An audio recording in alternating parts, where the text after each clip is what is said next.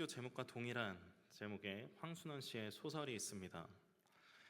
이 책에서는 인간 본성에 대한 무섭고 끔찍한 모습을 잘 그려내고 있습니다.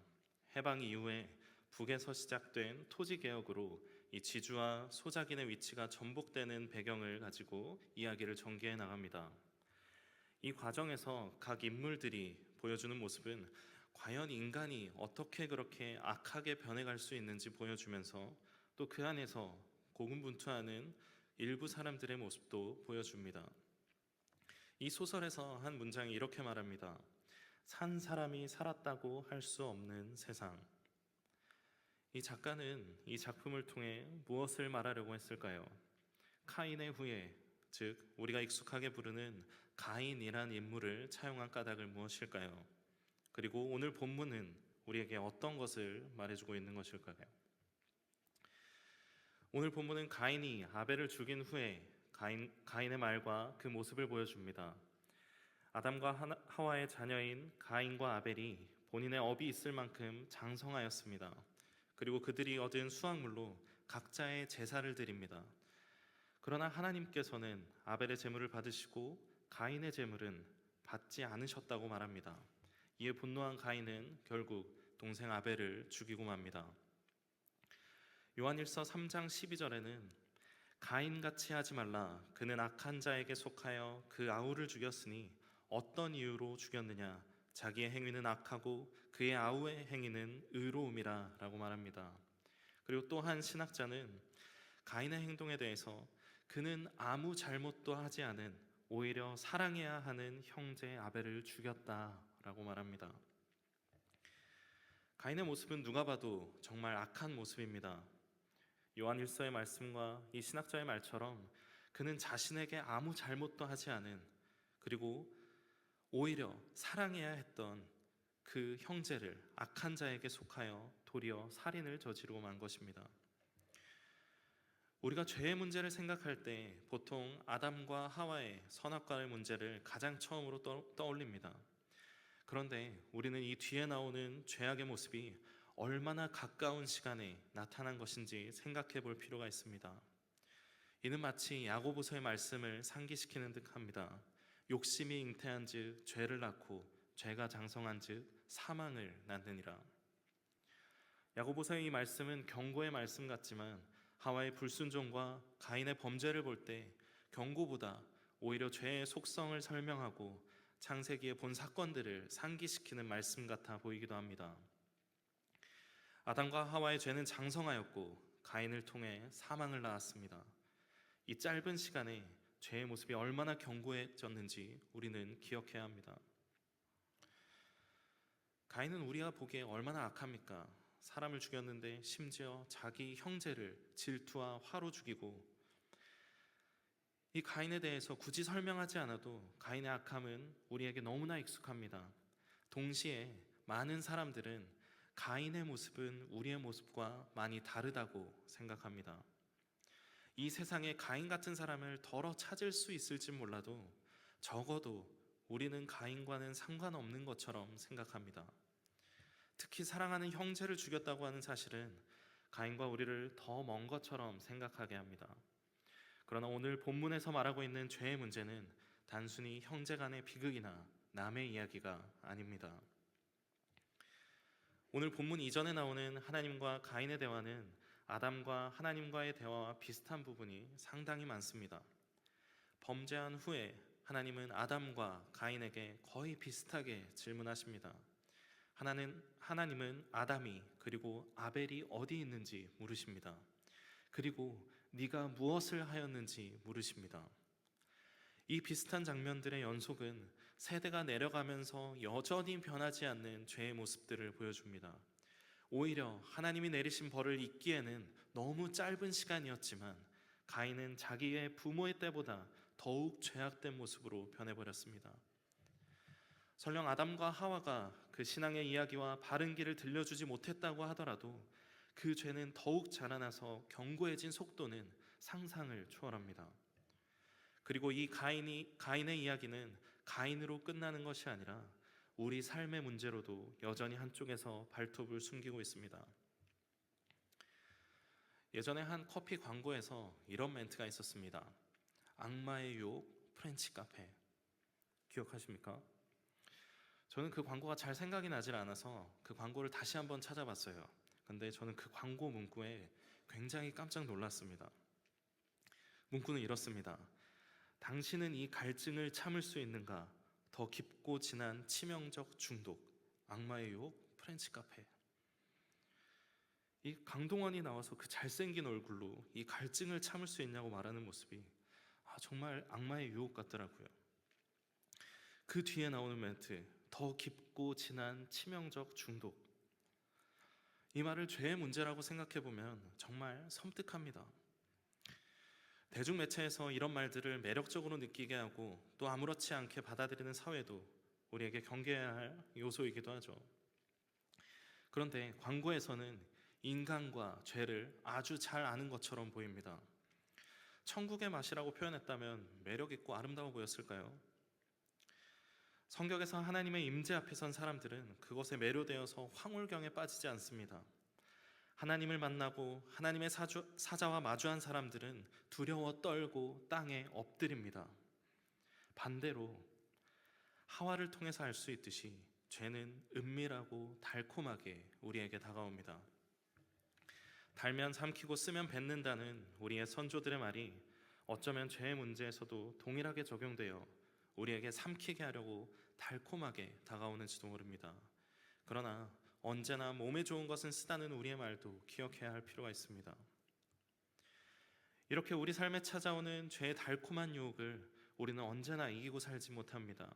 끊어내려고 애쓰지만 그렇게 못할 때도 있고 나도 모르게 그 죄악에 넘어갈 때도 있습니다. 그래서 때로 하나님의 진노가 가인에게 신문하고 벌하신 것처럼 우리에게 임할 때도 있습니다. 꼭 하나님의 직접적인 메시지가 아니어도 말씀을 읽고 묵상을 하고 설교의 말씀을 들으며 떠올리기도 합니다. 그래서 우리는 하나님의 진노가 임했다고 생각되거나 내가 하나님 앞에 범죄했다고 여겨지면 가인처럼 하나님 앞에 우리의 심령을 토로하기도 합니다. 13절부터 말하는 가인의 모습은 뻔뻔하다고 생각되기도 합니다. 내 죄벌이 지기가 너무 무거우니이다. 제3자인 우리의 입장에서 가인의 이 발언은 굉장히 뻔뻔하고 반성이 없는 모습으로 비춰집니다. 자기 형제를 죽이고도 어떻게 벌이 무겁다고 할 수 있습니까? 근데 이 말을 잘 들여다보면 이 죄벌이 무겁다는 말은 자신이 감당할 수 없거나 용서받지 못할 만큼 큰 잘못이라고 해석되기도 합니다. 다시 말해서 가인은 진심으로 뉘우치는 말을 하고 있다고 볼 수 있습니다. 이 가인의 마음은 14절에서 더 잘 나타납니다. 그는 자신이 얼마나 잘못한지 깨닫고 있었습니다. 이 일로 하나님의 낯을 배웁지 못하고 만나는 사람마다 자기를 죽일까 걱정합니다. 그는 지금 심판의 두려움 앞에 서 있는 것입니다. 그는 자기가 하나님과 사람 앞에서 큰 죄를 저질렀다는 사실을 알고 있었습니다. 그래서 두려움에 휩싸였고 더 이상 어딘가에서 가서 살 수 없다고 생각했습니다. 이러한 가인의 마음을 잘 아셨기에 15절에 여호와께서는 그에게 살 길을 내어주십니다. 가인을 죽이는 자에게는 벌을 7배나 받으리라고 말씀하시며 그의 남은 인생이 죽음을 피해 다니는 것이 아니라 면하게 하는 살 길을 내어주십니다. 그런데 오늘 본문 마지막 16절은 이렇게 말합니다. 가인이 여호와 앞을 떠나서 에덴 동쪽 놋 땅에 거주하더니. 이 거주한다는 말의 언어의 의미는 정착한다는 뜻을 가지고 있습니다. 그는 하와의 죄를 반복합니다. 하나님의 말씀을 정확히 기억하고 실천하지 못합니다. 하나님은 그에게 무엇이라고 말씀하셨습니까? 그에게 땅에서 피하며 유리하는 자가 되리라 말씀하셨으나 가인은 하나님이 주신 면죄부와 함께 모든 것에서 자유해버렸습니다. 가인은 하나님이 주신 자비와 용서만을 기억하고 그가 이전에 하신 말들을 잊었습니다. 하나님이 가인에게 주신 표는 죽음을 면하게 하고 새로 살 길을 열어준 것이지 죄에서 완전히 멀어진 것이 아닙니다. 그런데 가인은 그렇게 생각하지 않았습니다. 그는 여전히 달면 쓰고 달면 삼키고 쓰면 뱉는 사람이었습니다. 가인이 받은 하나님의 표는 가인에게 어떤 의미를 준 것일까요? 오늘 누가 가인의 후예입니까? 가인처럼 살인을 하고 범죄를 저지르는 사람이 가인의 후예입니까? 하나님의 자녀로 택함 받은 우리는 정말 하나님의 자녀로 살아가고 있습니까? 로마서 5장 12절에는 그러므로 한 사람으로 말미암아 죄가 세상에 들어오고 죄로 말미암아 사망이 들어왔나니 이와 같이 모든 사람이 죄를 지었으므로 사망이 모든 사람에게 이르렀느니라고 말씀하십니다. 세상에 죄가 들어오고 우리는 여전히 그 죄가 들어온 세상 가운데 살아가고 있습니다. 그리고 우리는 여전히 항상 선할 수만은 없는 존재로 살아갑니다. 우리가 확실히 기억해야 할 것은 하나님이 우리에게 죄 없는 것으로 여겨주시는 거지 우리가 죄 없이 살아가는 것이 아닙니다. 우리는 아까 계속해서 대적하며 힘써 싸워야 합니다. 우리의 모습 속에서 죄가 견고해지고 장성의 감을 느끼며 경계할 수 있어야 합니다. 그리고 그 죄와 치열하게 맞서야 합니다. 우리는 가인의 모습과 다릅니까? 가인은 면죄부를 받고 유리하며 살리라고 하나님께서 말씀하셨지만 그 땅에 거주하려고 합니다. 달면 삼키고 쓰면 뱉는 신앙을 우리도 갖고 있지는 않습니까?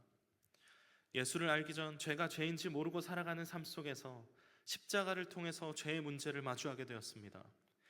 그리고 그 드러난 죄와 맞이함으로 우리는 하나님 앞에 엎드릴 수밖에 없었습니다. 그리고 하나님의 당신의 자녀들을 사랑하사 십자가를 통해 우리에게 새로운 살 길을 내어주셨습니다.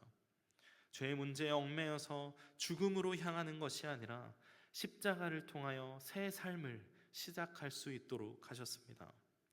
우리가 어떤 대가를 치른 것도 아니고 어떻게 하겠다는 다짐이나 각서를 받지도 않으셨습니다. 그저 우리에게 주어진 일방적인 사랑의 길입니다. 마치 자신의 죄 짐을 무거워하고 하나님 앞에 그 심정을 토로한 가인에게 표를 내어주신 것처럼 하나님 우리에게도 그렇게 하나님께서는 하셨습니다. 그런데 그렇다면 우리는 이전의 삶의 모습을 버렸습니까? 다 버리지는 못하더라도 하나님의 말씀을 기억하고 그 뜻대로 살아가려고 죄와 치열하게 다투고 있습니까? 십자가의 말을 그대로 죄의 해결로만 생각해버리고 십자가를 우습게 만들고 살아가고 있지는 않습니까?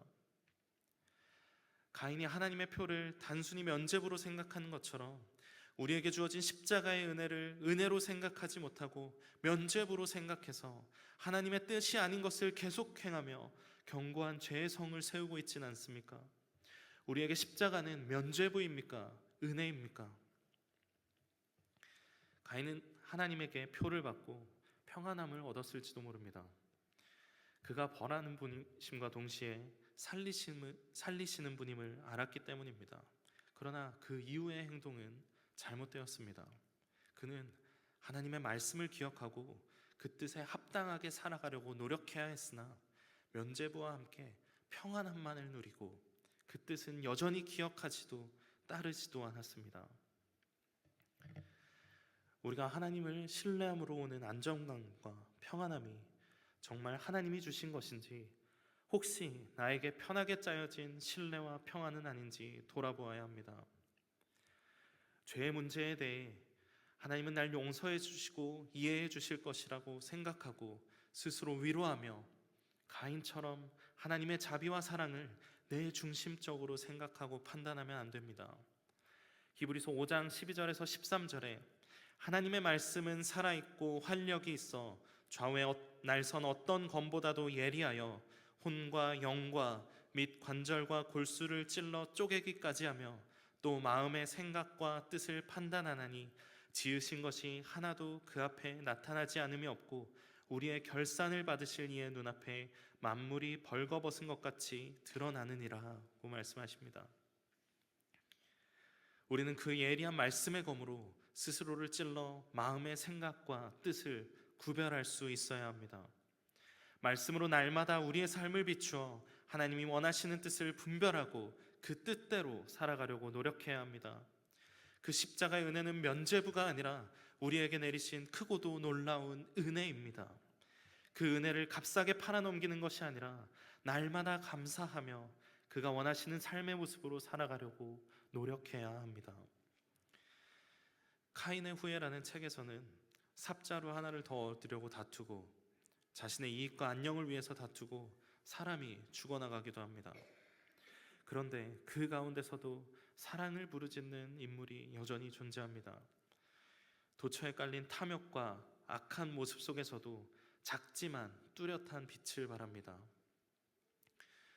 어쩌면 카인의 후예라는 작품에서 인간 본성의 악함과 동시에 한쪽에서 움트는 선한 사람을 말하고 싶었는지도 모르겠습니다. 우리는 죄악이 만연한 세상에서 살아가고 있습니다. 이 죄는 우리에게 어느 순간 갑자기 나타나지 않습니다. 아무렇지 않게 스며들어서 장성하려고 우리의 마음에 자리를 틀고 앉으려고 합니다. 그 죄의 침투는 우리의 힘으로 때론 어쩔 수 없습니다. 그러나 우리는 우리의 힘만 의지하여 살아가지는 않는 사람들입니다.